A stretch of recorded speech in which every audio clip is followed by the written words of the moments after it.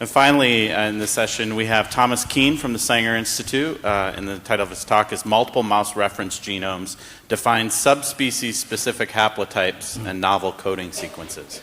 Okay, thank you, Steve, for the introduction.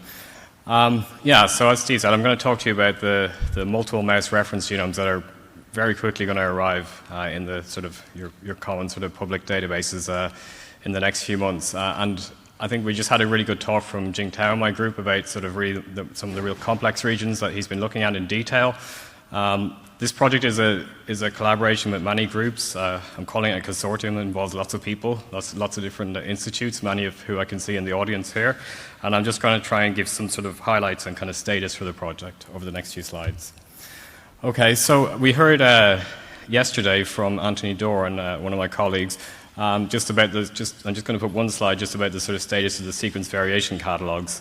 We're up to 40 inbred strains that have been whole genome sequencing, and the data is available. Just since the meeting last November in Japan, we've had four new inbred strains added to the collection. We got 3 of them actually have come from external groups, and SJL is just one that we've sequenced at the Sanger. Heather Lawson's group sequenced LG and SM. In terms of sequence variation, we're up to this kind of scale that's kind of comparable to the sort of latest release of the 1,000 genomes, sort of in or around just sort of 70-something million SNP variants. If there are more inbred strains out there that people want to add to the collection, come talk to us. We can try and work something out for making them available, and people want to share them.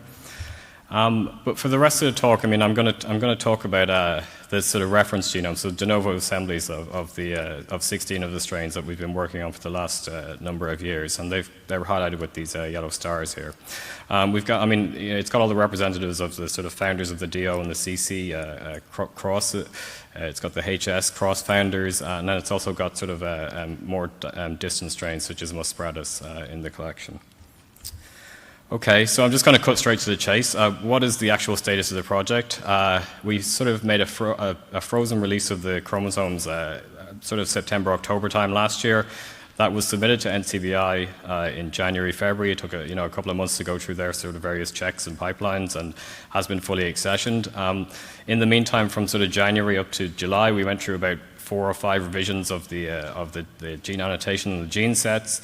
As of last week, we transferred the gene sets over to the Ensemble group. We've uploaded them to the Ensemble gene annotation group. They're going to put them through their various pipelines, and they're scheduled to appear in the public Ensemble database in September, the Ensemble 86 release, and also at the same time simultaneously to appear in the ECSC genome browser.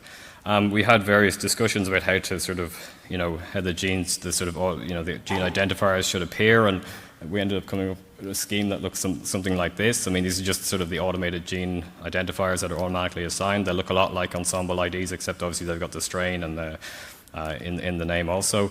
And just like the GenCode gene annotation set, we're going to have a sort of basic and comprehensive gene set, as described in the talk yesterday by Mark about GenCode. Okay, so for the next few slides, I'm just going to talk about sort of various features and kind of just describe a little bit about the genomes and things we sort of observed in the last few months as we kind of analyzing the sequencing data. If you just look at sort of representation of repeat sequences, these are primarily Illumina-based assemblies. If you just look at sign elements across the strains, so these are kind of violin plots. They've got the sort of the length and the amount of sequence at different lengths. We've got the Black 6 reference genome and the initial version of the published mouse assembly. Sign elements are represented pretty well. They're short. We should be able to assemble those quite well. If you start to look at the line elements, these are the much larger common repeat sequences. You start to see some differences appear. You can see that there is more of line element actual sequence in the GRC38 assembly, which is what you kind of expect to see. The same for if you look at LTR elements. The differences look quite subtle here. Maybe it's a little bit easier to look at if you actually look at it in terms of if you stratify by sequence divergence. So if you look at this is the breakdown of the different sort of 3 sort of most common types of repeats in the mouse genome. And if you look at it as sort of 5% sequence divergence according to the repeat masker definition of sequence divergence from the of these repeats. I mean, you can see that there is quite a skew in the sort of GRC38. There's quite a lot more line sequence compared to these strains at the really high, very recent line element copies. But then as you go to higher divergence levels, then it's obviously much easier to assemble those repeat sequences. So that's that's kind of a cautionary note. If people are working with repeat sequences, maybe that might be a little bit difficult with these genomes. So I'm just going to move to talk about the gene sets. So all of the genome annotation has been done by the a group at UCSC. So this is David Hausler and Benedict Payton's group in collaboration with the GenCode consortium. And there's a really great graduate student in Benedict and David Hausler's group, Ian Fiddes. He's really led the genome annotation of these strains, and they've built this whole toolkit here for for doing annotation across when you've got what's happening more and more when you've got multiple strains or multiple closely related species and you want to annotate them all simultaneously. So the plot on the top right is so it's the breakdown of the origins of the protein coding genes. So we've got multiple sources of evidence that went into the genome annotation. Obviously we've got the GenCode genome annotation for BLAC6. We want to use that as much as possible. I mean, it's had quite a lot of work over the years. Then we've got another source of evidence, which is where we lift over the GenCode annotation, but then do sort of local refinements to it based on strain-specific RNA-seq, which is the green portion here. And then we've got sort of pure de novo gene predictions. So, where there is maybe something is missing from the GenCode gene annotation set in the reference gene, or maybe there's a strain-specific difference. And that adds, that's obviously quite a smaller fraction. But you can even see for BLAC6NJ, which is, essentially identical to the reference genome, apart from, a few tens of generations, there's still a set of genes here that come from this pure de novo gene annotation method. And these are primarily things that are just missing from the GenCode gene annotation in the mouse reference genome. So as part of this project, we're going to add more annotations to the GenCode annotation of BLAC6, which is, quite nice. You can see that there's a slight trend in the fraction of these yellow sort of pure de novo gene predictions. They do slightly increase as you go to the more divergent strains, out to PWK, Spreadis, and Caroli, and Castaneus. I think the number of protein coding genes is reasonably stable across the strains.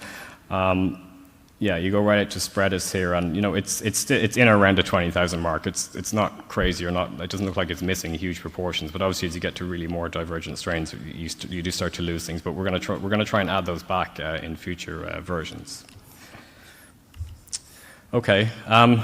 Then when we look at this sort of the kind of de novo gene prediction, I mean, you dig into that set and you just start to find things, that are just weird, and you're like, this is one example here. There's this gene, this protein coding gene. It's 138 exons, 5.8 thousand amino acids, and you just wonder, how do we miss this? It's actually it's in the reference strain as well. It turns out it's actually rodent specific. You can trace it all the way back to rat, and it's not annotated in rat either, and it's present in all of our strains. But if you look at the sort of evidence, I mean, it's a really huge gene.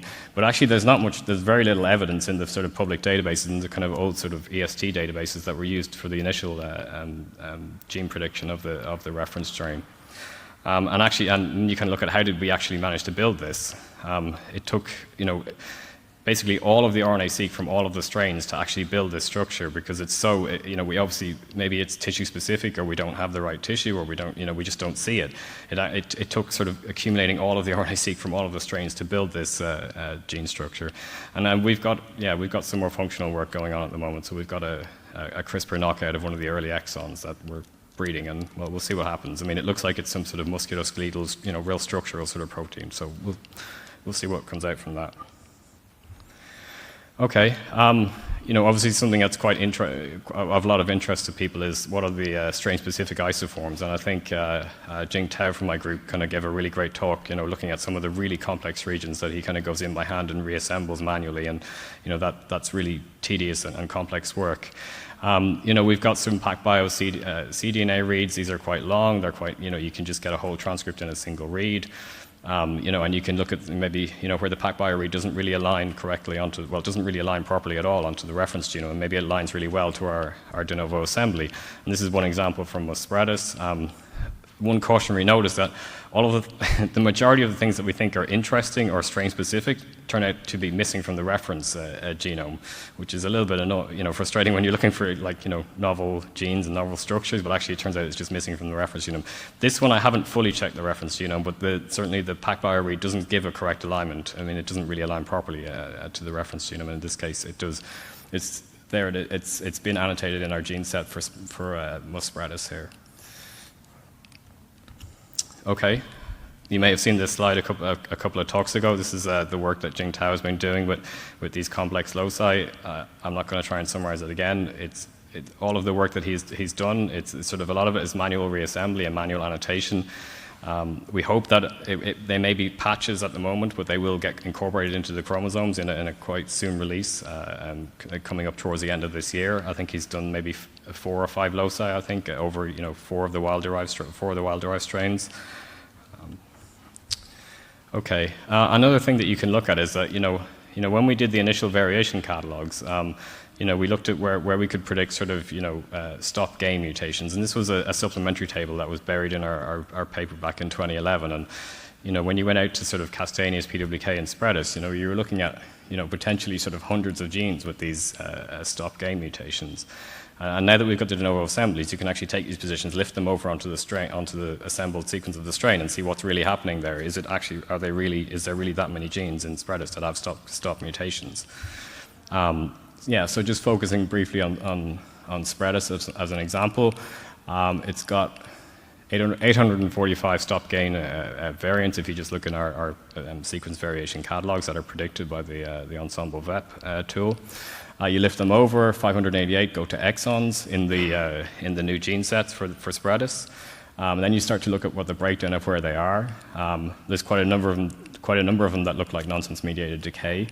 Quite interesting is that 243 of them, it's actually quite a simple explanation that actually if you look in the same codon, it's just the accumulation of 2 mutations. That it's not really a stop. It's just that with the 2 mutations, maybe it's a mis-sent or it's a non-synonymous change, and that maybe we should be getting that right actually in the prediction of the consequences of the variation when you align to the reference genome. But we're really starting to see this now more and more.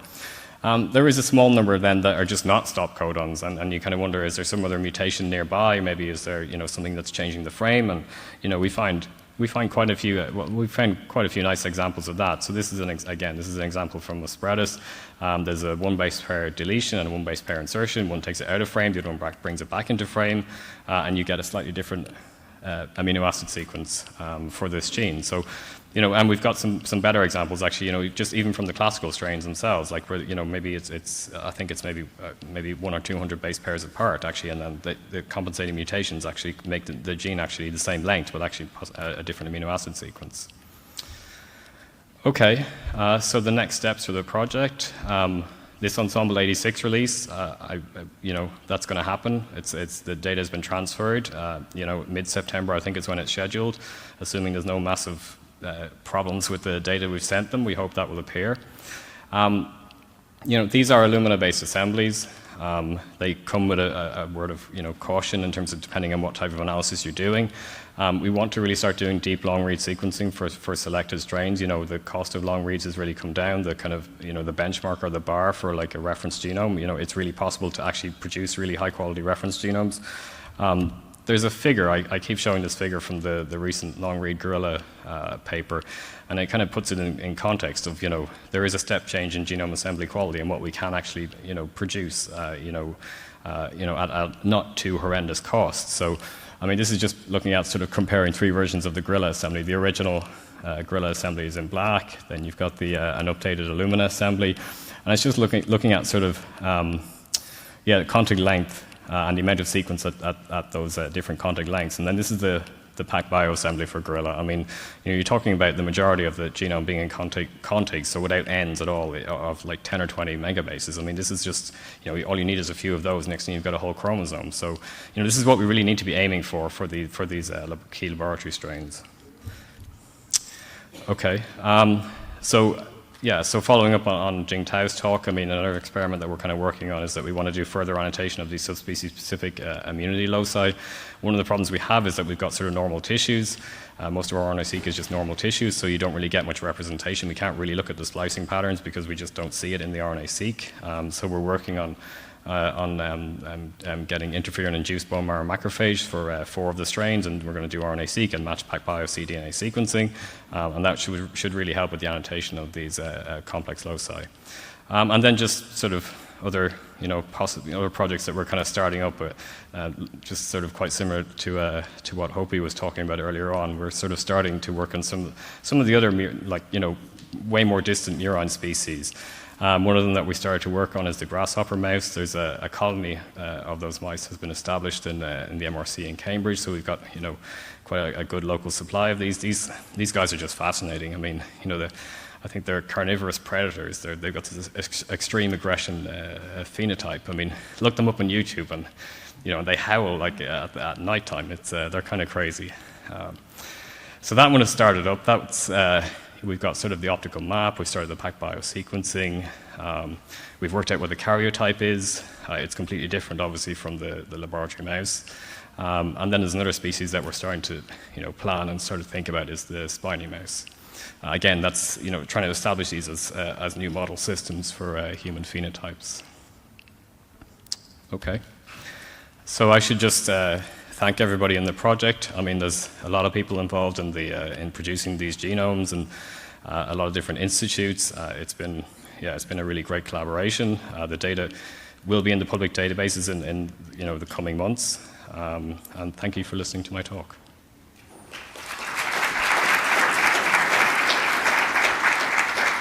Great. Thank you, Thomas. We have time for one question. Hi. Is there plans to devote effort to the remaining part of the genome that's just kind of hard to get to, centromeres, telomeres, other kind of heterochromatin or really repetitive loci? Well, I think you saw from Jing Tao's talk. I mean, there's hundreds of these loci that are we could get if we had long read sequencing. And I think that's going to be our focus, to really try and bring these up to like real reference quality genomes in the coming years, I think. Whether we can get at some of those regions, I'll see. Great. Let's thank Thomas and all of our speakers again this morning. It's been great.